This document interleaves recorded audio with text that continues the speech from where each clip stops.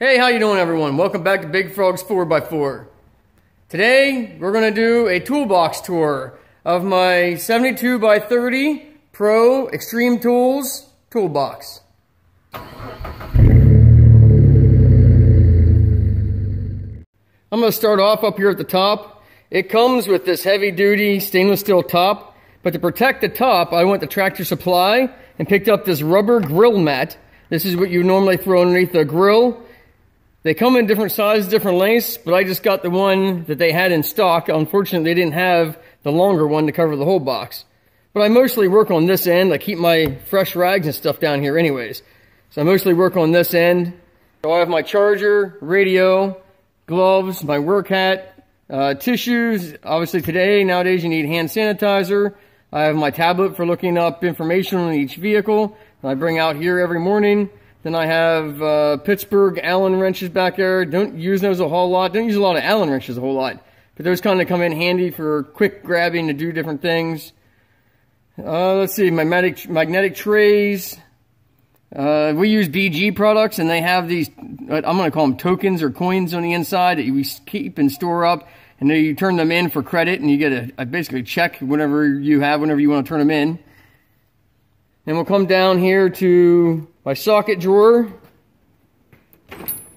So far, I am loving these Westling socket trays. I'd like to switch all of them to that.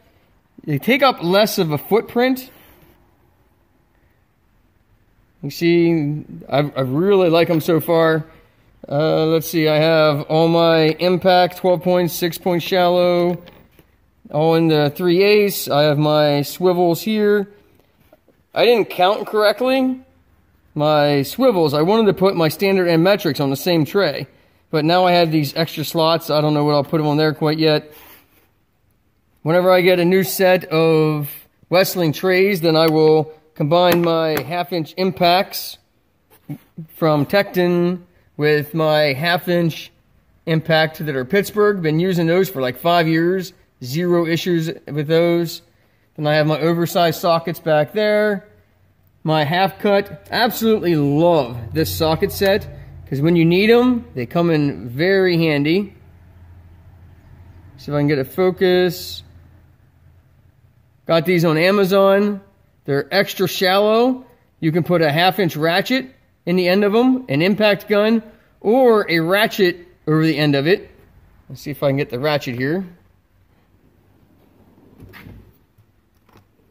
I believe it's a 7/8. So if you need to get into a tight spot with leverage,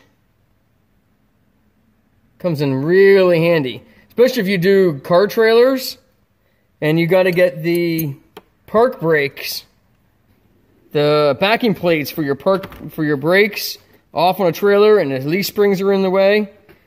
These come with this tray. Trying to put that back one looking in the camera, it doesn't work very well. But they come with this rail. If I remember correctly, they don't skip any sizes. And it goes all the way up to, I think, 24? Yes, all the way up to 24. And then I have that in their standards and metrics. These also come in very handy. 14mm extension. You can put a ratchet on the end of this, or a ratchet wrench, or a regular wrench, just to get into some other tight places that you can't get into.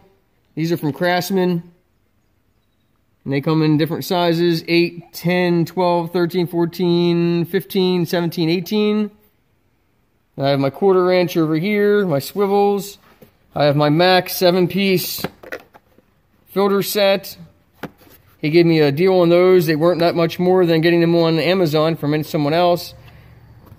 Here's my standard swivel sockets. Don't use those a whole lot. Because my bay is over this way, I put all of my metrics where I have to walk the least amount of distance, closer reach. Then I have my 1/2-inch standards on this side. Again, Westling tray. All of my 3/8 impacts on that tray. 1/4 inch. all the way up through the 1/2 inch, all the way up there. I love these Gearwrench magnetic spark plug sockets. Highly recommend those over the rubber boot type sockets. And I have my other spark plug sockets up there. I used to work on big rigs, so and any of you that ever worked on a big rig, you know what this is for. I haven't had to use it since I started working on cars.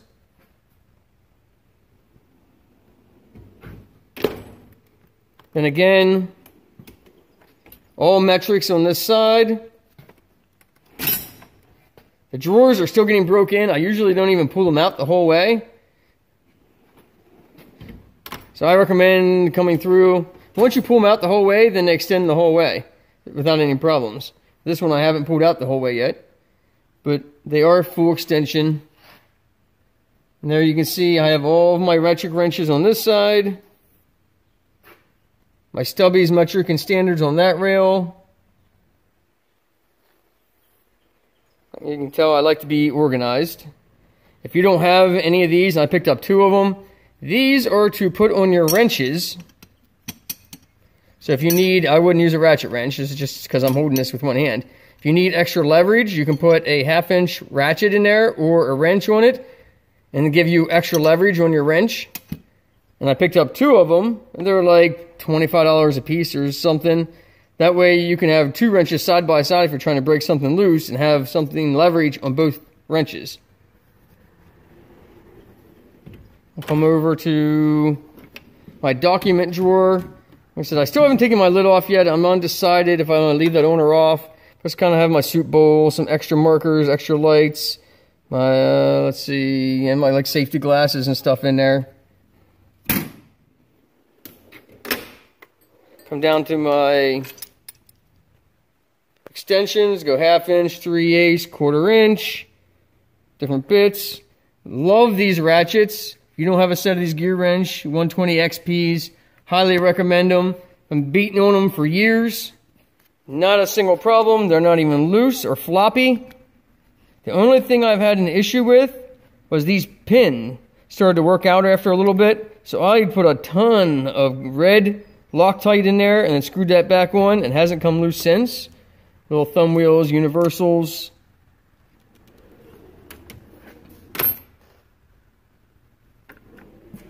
Come down to my screwdrivers, my nut drivers. Like I said there again, didn't pull this drawer out the whole way yet.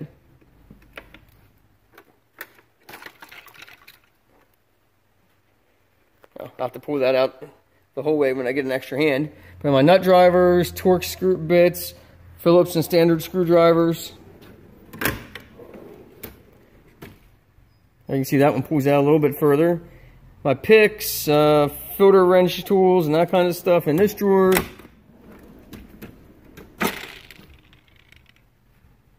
Bolt extractors, Torx and Allen wrenches, the Tekton.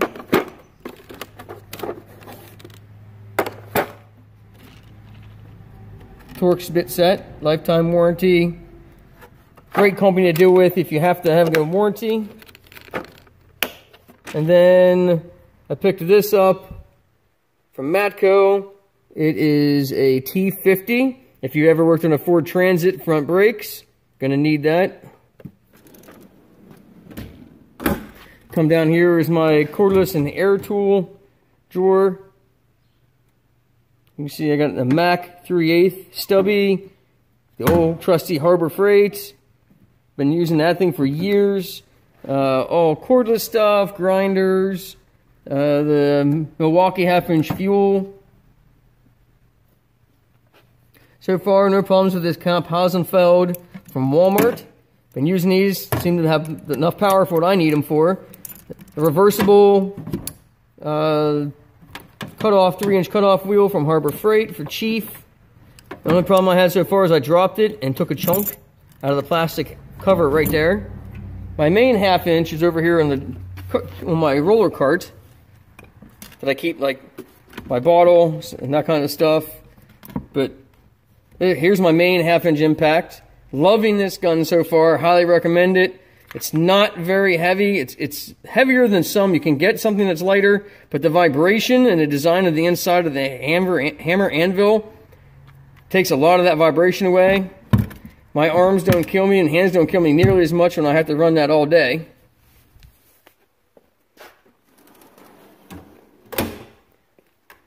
I'll come down and just got some pliers, pry bars in this drawer. As you can see, this box gives you lots of space, especially if you organize it. See, I have lots of extra room in this one. Again, I got to pull the drawer out the whole way because I haven't done that yet.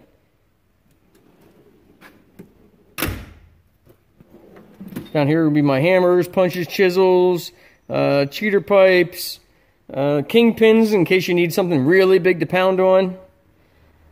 So these are expensive, these Mac hammers, but when you really got to pound on something, these anti-vibe handles really make a big difference over, say, these Harbor Freight. You can feel the difference when you're hitting something and how it feels in your hand. Come down, this is my electrical diag drawer. Got the solder gun, extra Milwaukee bits for the impact, a little impact.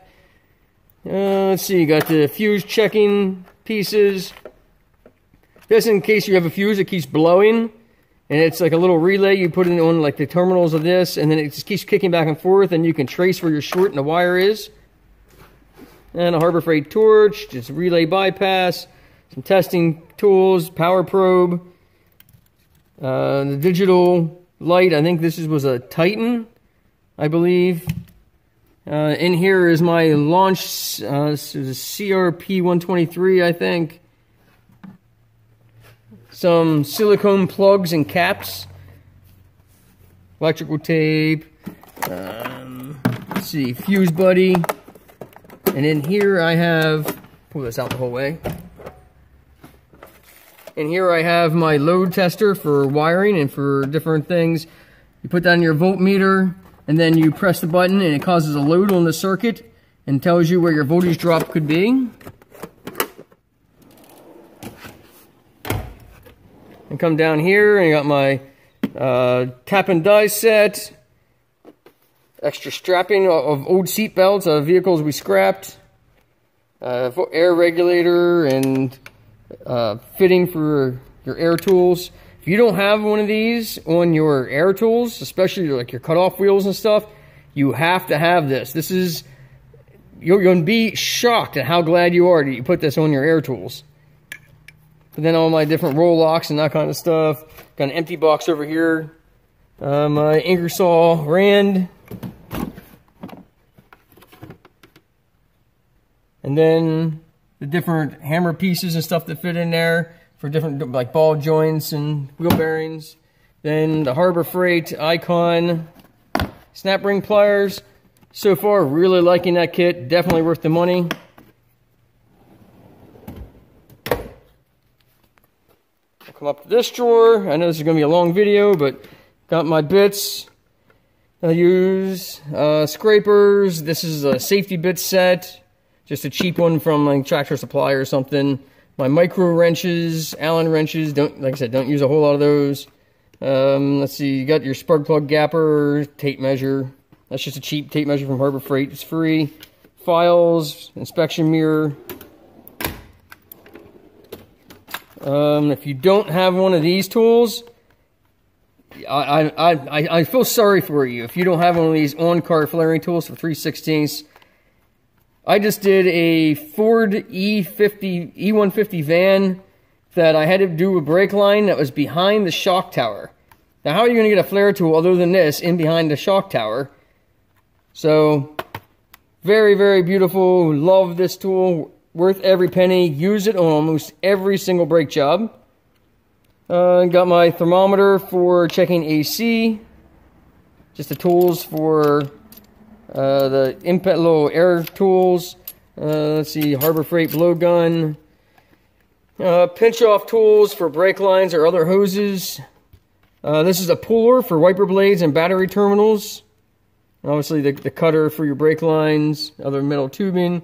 Let's see, the bolts you use to pull off brake drums and that sort of thing. Just brushes. And then if you need a 90-degree grease fitting. Then if you have dual wheels, dualies that you got to get into to air up and check the air pressure, that's the reach back in those. Down here's my torque wrenches. If you never used a set of these to compress calipers, got them for single piston and dual and quad piston. Got the tool for serpentine belts and that sort of thing. Then my last drawer is my welding helmet and safety gear, earmuffs, face shield, hacksaw, welding coat, extra gloves, that sort of thing. As you can see, you can fit a lot, I mean a lot, into one of these boxes. Now, is it going to be big enough for everyone? No. And if you have room for a side locker, that'd be great. I just don't have that here at this shop. And I really don't have room. I could take this shelf out and then probably get a hutch. But I really don't feel that a hutch really gains you a lot of room compared to what you're doing on the Boxer anyways. So I went out and bought some shelf brackets and put the shelf brackets up here so I can keep jugs. I could keep other stuff up there too if I wanted to, but really this is where I need to keep my coolant and windshield washer fluid and that sort of thing. My huge, big Bertha, I guess you could say, pry bar, my underhood light from Eastwood, they're okay. The batteries die really quickly, so that's my biggest issue with those. You can run them and charge them at the same time and plug them in, but they don't last real long. I have an extra long grab tool hanging back there. You see it back here. It has a magnet on the end and a claw.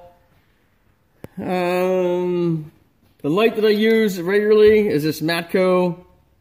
Basically, it's a stream light.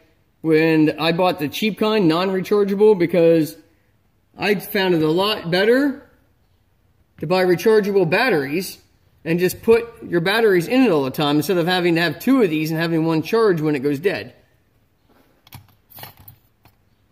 So that pretty much rounds everything up. That's all there really is to it. Great box.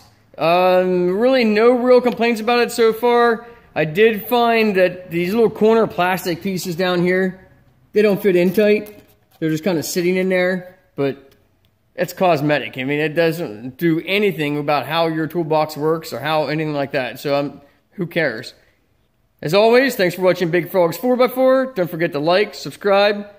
And as always, God bless.